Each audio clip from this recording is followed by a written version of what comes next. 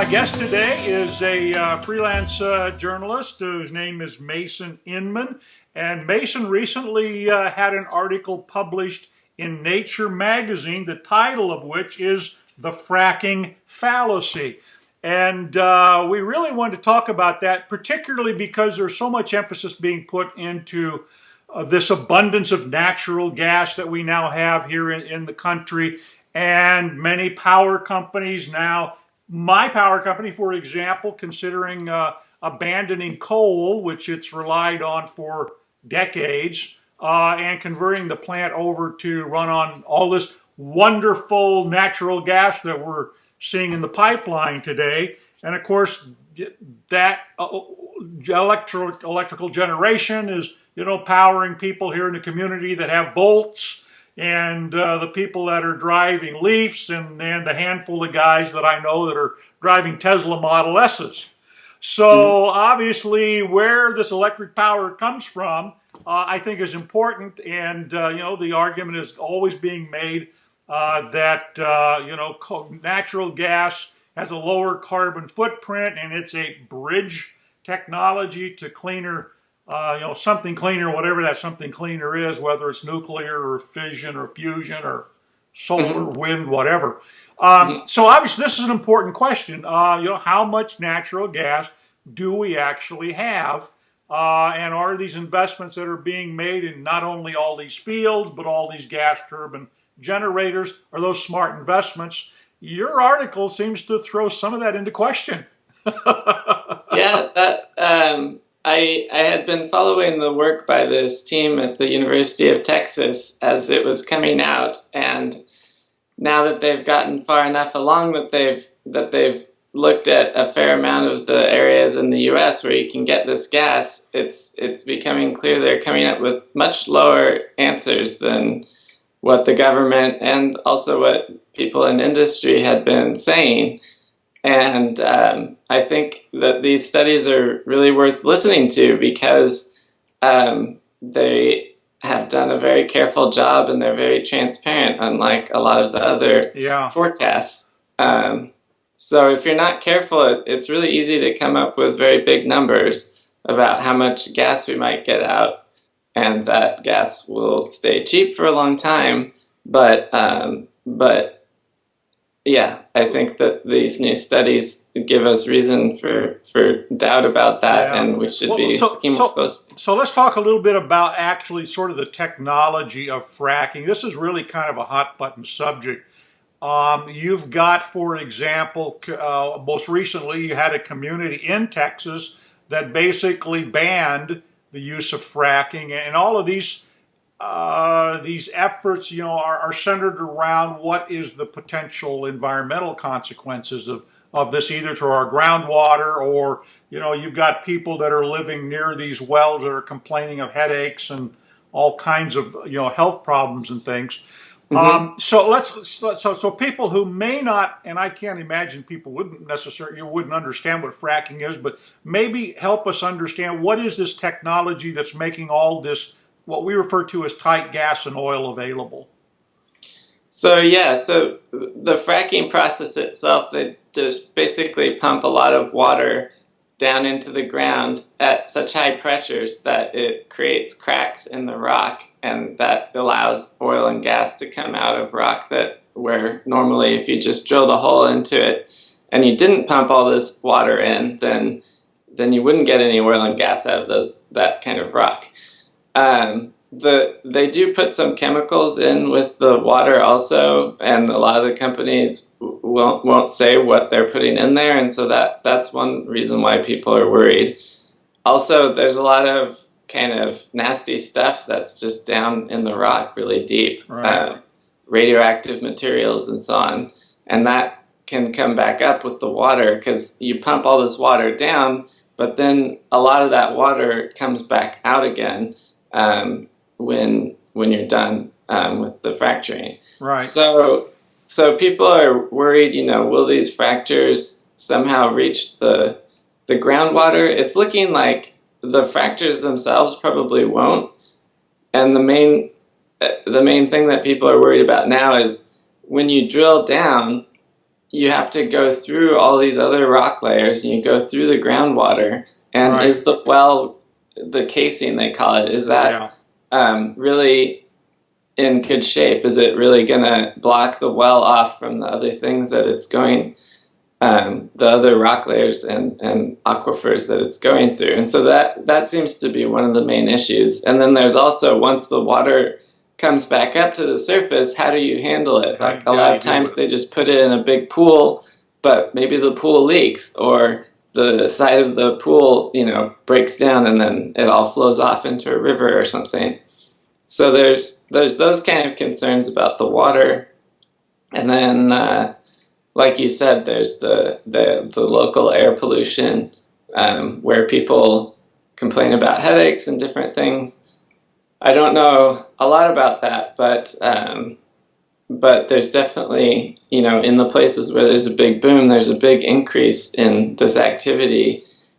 And it's certainly conceivable that there could be a lot of different kinds of gases coming out that are not being captured well and might be affecting people. It's starting to be studied some now, but I get the impression it hasn't really been studied that closely yet. Yeah. Well, the focus of your article obviously is on the estimations, because you have the Energy Information Agency, which is a division or department within the Energy Department, I think that's correct.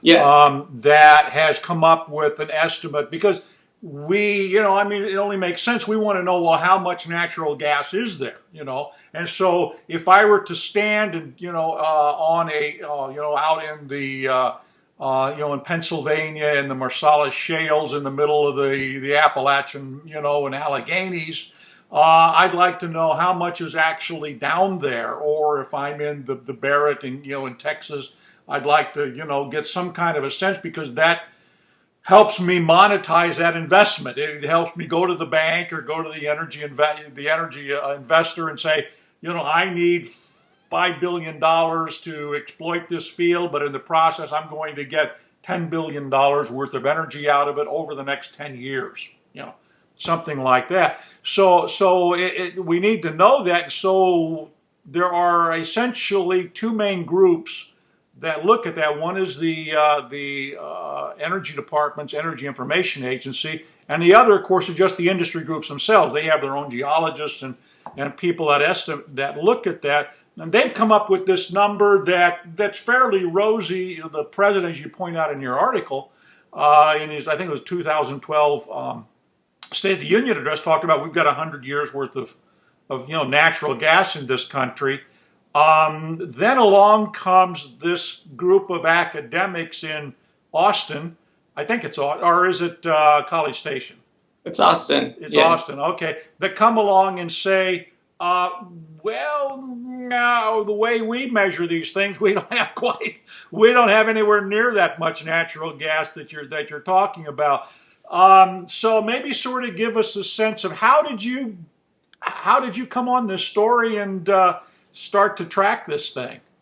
Well, there's a long story, but I'll just start in the middle. Briefly. I've been writing a book about, it's a biography of a geologist named M. King Hubbert, who's for predicting, or trying to predict the future of oil. Right.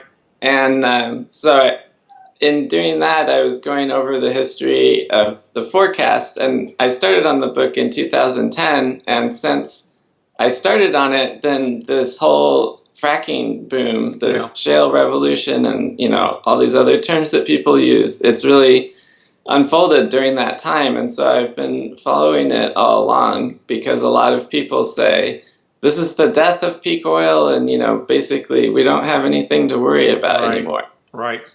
And a lot of people say, oh, look, technology will always open up new resources.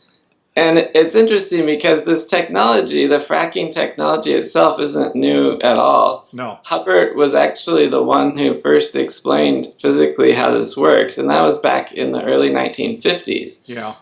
And they've been using it for a long time, but they just weren't using it the way that they are now on the same kinds of rocks that they are now. Right. So yeah, they have opened up a lot of oil and gas that wasn't really economical to produce before, but how much more can we get is the question. And Yeah. so the issue is in these areas, these shale rock formations, there's good spots to drill and there's bad spots to drill. And at first they didn't really know where those were, but they call these good spots sweet spots, and everybody wants to drill in the sweet spot. Right. And they were drilling all over the place at first because they didn't really know, based on just the geology, exactly where those would be.